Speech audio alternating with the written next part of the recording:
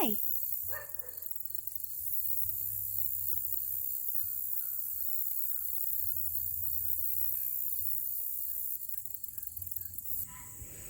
Hi everyone.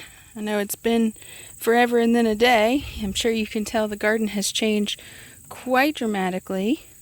You'll see the flowers on this end pretty much done. Going to seed at this point. Cosmos have fallen over onto our black-eyed peas. If you look here closely, these peas are putting out pods right here on the top. And you can see starting to fill out those beans. You could, and you'll see a bunch of them going down, you could go ahead and pick some of the larger ones now for fresh peas. They would be fine.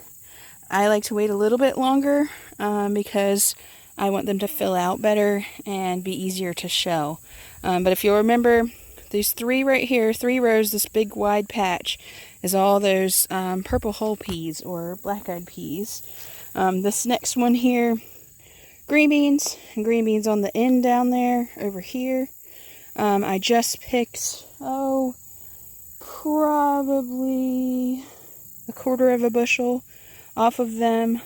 We have rain coming, so I tried to get the biggest ones off. They could have gone probably another week. But we have 2 big rounds of rain coming, and I didn't want them to get too big before I could get back out here. So I went ahead and picked them. But you'll see, so like if you look at this one, see all those blooms and little baby ones on there? So we get good rain, they'll be ready to pick again next week. Interestingly, so I keep track of all the dates of when I plant things and when they should be harvested. These are actually about a week earlier than I expected, but that could be because I picked them kind of on the small side. Butter beans, you'll see, getting pods on these. After some rain, we'll probably see these start to fill in. Look at all the blooms and little baby pods on there. We get this rain, that should help tremendously. I don't expect them to take as long to fill out this time of year as they did in the summer, just because it's not so hot and dry. But they're looking good. Little, if any, bug marks. You see a little bit of leaf damage there. But they're looking great. This is the volunteer butterbean row that came up after I harvested the butter beans that were in that row. And they're blooming, and they'll be making us some beans soon. Down here, remember we experimented with a late crop of squash. And I have picked quite a bit of squash today off of these. Squash bugs are starting to strike, but if you notice, this one's coming back out. It didn't completely die. This one too, they're starting to come back out. So I'm thinking, that one's a casualty right here, but I'm thinking the squash bugs are on their last leg. And so I might be able to limp these along long enough for the squash bugs to go into hibernation, and I'll be able to get something. You see a squash bug right there? But the plants are blooming, have a bunch of little baby squash on them. And it did take a while before the squash bugs came over. They came sometime last week. So it gave the plants a little bit of time to get themselves going. These are pretty small plants because these are in the shade. So there's a big pine tree right here. And a good portion of the day, this section of the garden is in shade. So I think that contributed to our smaller plants. That, and once you get to this section, it also switches to clay soil. So I think those had a lot to do with it. If you look over here, remember our sweet potatoes had been missing because of all the weeds. Well, they are now winning the fight against the weeds. They are blooming. That purple right there is a bloom that's closed back up for the day. But they are blooming. They are making little baby sweet potatoes. And I will let them keep going until really a hard frost. I'm just going to let them grow and grow and grow because I was a little bit late getting them in the ground. And then they also had that competition with all the weeds. So I'm just going to let them continue to grow.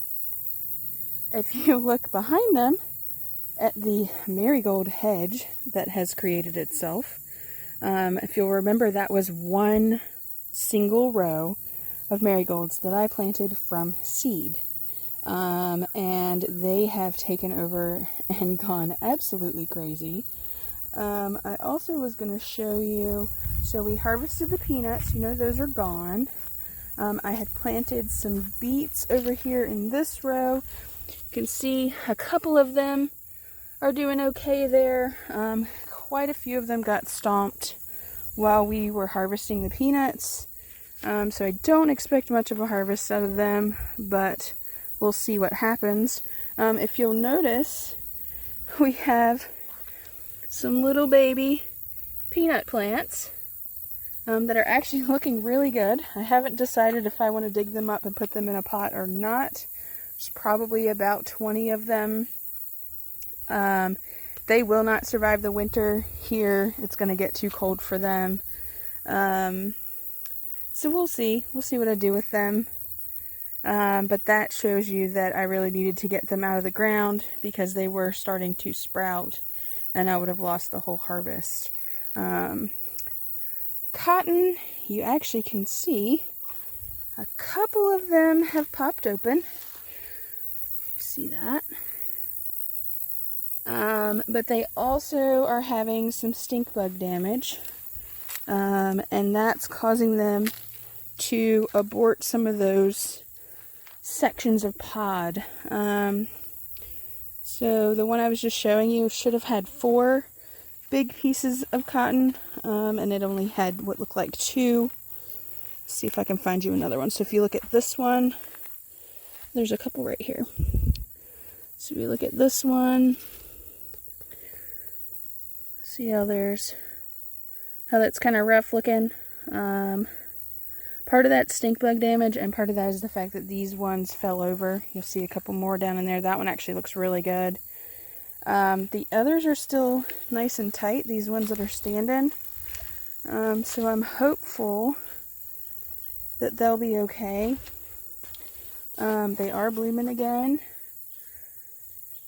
And I don't know if I want to pull the blooms off. I mean, the blooms won't have enough time to make before frost. But at the moment, I'm just leaving them. But hopefully, in the next 2 weeks, these will be all opened up, full of cotton. That's the goal anyways. We'll see what happens. These are some more of the volunteer butter beans that have come up. And they're doing better than the ones I had planted earlier in the year. You'll remember I planted radishes over here. I have actually harvested those 3 times now. They're doing well. I harvested some more today. You can see them starting to bulb down at the bottom. I probably will plant some more of them. This one you can see in the rain has caused the bulb to split. I'm leaving that one because I want to see if it will reseed itself. But I will probably replant them, plant some more of them. They only take about 20 to 30 days from seed to harvest. So they're one of the plants that if you haven't planted anything all year and you want to plant something, you probably have enough time to give radishes a try and enjoy your little harvest. They're great on tacos if you've never tried that before. That's my favorite way to eat them, is to slice them nice and thin, put them on tacos, or eat them like potato chips. You'll see the basil amongst the marigolds has also gone crazy. I'm not picking it anymore. I'm letting it go to seed so that I can harvest the seeds for next year. I'm thinking, since we lost our pumpkins, we lost all of our pumpkins to squash bugs. I'm thinking next year what I want to try is, once this hedge gets established like it is, this marigold hedge, is plant my pumpkins actually in the hedge, and see if that makes a difference. because we really want some pumpkins. Peppers kind of on their last leg, but they are still producing a bit. I got some poblanos and a pimento and some jalapenos today. The tomatoes down there are making really pretty plants, but not doing a whole lot tomato-wise. I did harvest a couple tomatoes. Zinnias are going crazy, but they do have, let me see if I can show you, there's that Thai basil looking gorgeous. But if you do look, so see, they do have powdery mildew going on, which just makes them not as pretty. It doesn't harm them as far as I know, but it makes your leaves not as pretty, and then it also will make, let me see if I can find you one. It also will make your flowers be speckled like that, which doesn't make them ugly per se, but if you were someone who wanted to market them, I don't think they would do too well market wise. A lot of people don't understand that this time of year it's really hard to prevent anything like that without putting a lot of harmful sprays on things. You can spray them with some of your various things, like I know people will try weird things like milk, baking soda, vinegar, all kinds of different things. I just let them be, and I pick the flowers for myself. Sorry about the goose in the background. Something's been bothering him. If you'll look, I don't know if you can see or not, but see all those tomatoes down in there? Right in there. There's a bunch back there starting to turn. There's a bunch up here. So we get some rain. We may have some decent tomatoes. Those, I believe, are the Better Boy tomatoes. Come on down this way. You'll see more of the marigold hedge. The little cherry tomatoes are doing great. Oh, I think the geese are coming to see us. So that should be great. I see them crossing the road. Can you see them through the trees? Here they come. Well, that'll be exciting for you guys. So, if you'll look, the peas have come up really well. They're doing okay. This end down here, I didn't get to fence. I didn't get to put my trellis up. So that end, you can see how tall they are. Well, I don't know if you can tell on the camera. But see how much taller those are? Because they got to be on the fence. These ones have all fallen down onto the ground. But they still look really healthy. I don't want to try trellising them now because I'm scared I would break them. And then they just would die. So I'm not going to mess with them. Sorry about the geese. They're crazy. I think they're mad that I'm over here, because this is where they like to come and explore when no one's over here. But I will show you, I saw, let me see if I can find them. Let's see. I saw some little, yep. We have the beginnings of some peas. And you can see nature's x-ray there. So they are producing, they are blooming. Like everything, they're waiting for this rain that's coming. You can see some more pods right in there. So that's great. That's super exciting. We have a volunteer tomato over there and some volunteer corn down there on the end. Flowers on the back side pretty much done. Sunflowers have been done. We do have this little volunteer cucumber. And if you look close, it even has a cucumber on it. So we'll let it keep going a little bit longer and be ready to pick that. That'll probably do better than the ones that I babied all summer, because that's how things work. But you'll also see loads of volunteer tomatoes. So there's one right here. They're just kind of everywhere. And I haven't decided if I'll dig any of them up. Sometimes I dig up a handful and put them in my parents' greenhouse to overwinter. But I don't know if I'll bother or not. We'll see when time gets there. The broccoli and cabbage and those things that I planted, they did not come up. But I didn't plant them how I should have planted them, so it was my fault, not their fault. I didn't follow seed directions and advice and everything. I was just trying to take the easy way out, and it didn't work. But luckily, the peas did, and they're looking great. I'll show you how tall they are. I don't know if you can tell. They are, I'd say, 3 feet tall right now. And they will probably get just a little bit taller, and then they'll quit and go into producing pods. But yeah, that's the garden. You'll see lots of grass. We're at the part of the season where I get to decide the gardening things. My dad had surgery on his shoulder, so he's not doing a lot of farming right now. And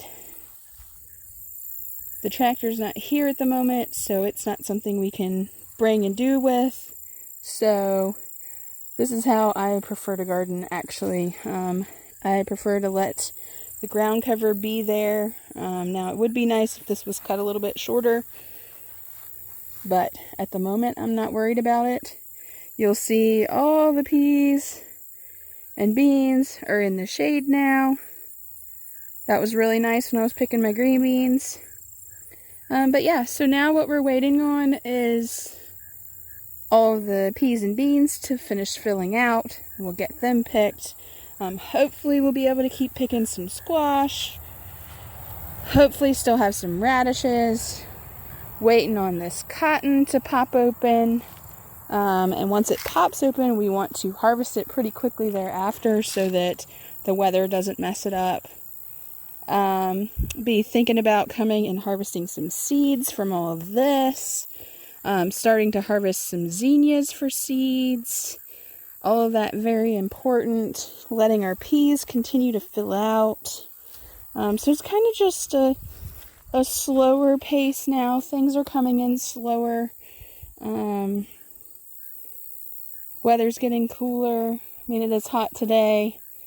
It's like probably about 78, I would say, and sunny.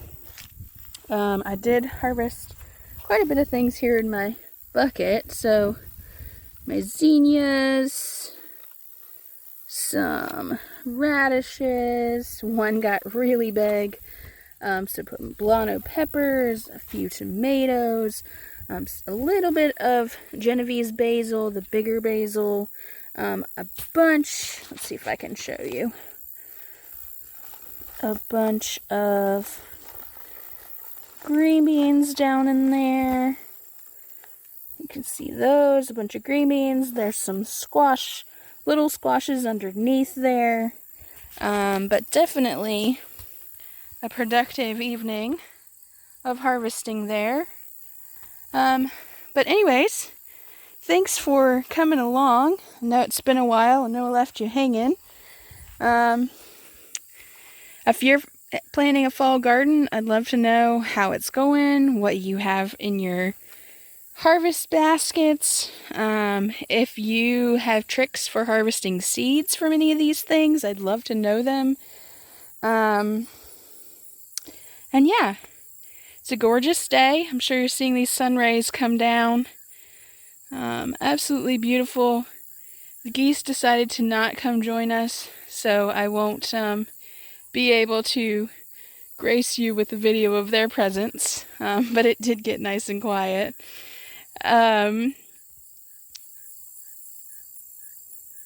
Anyways, I hope you've enjoyed, and if there's any questions you have, comments, any other kind of videos you'd like to see, please just let me know. I will be doing some different kinds of things coming up. Obviously, baking season is starting, so I'll be doing a lot of different baking things that I can share with you. Lots of cakes coming up. Also doing a lot of work on my house to try and get it on the market. So there'll be lots of DIY projects and design ideas and stuff like that coming up. So subscribe, follow along.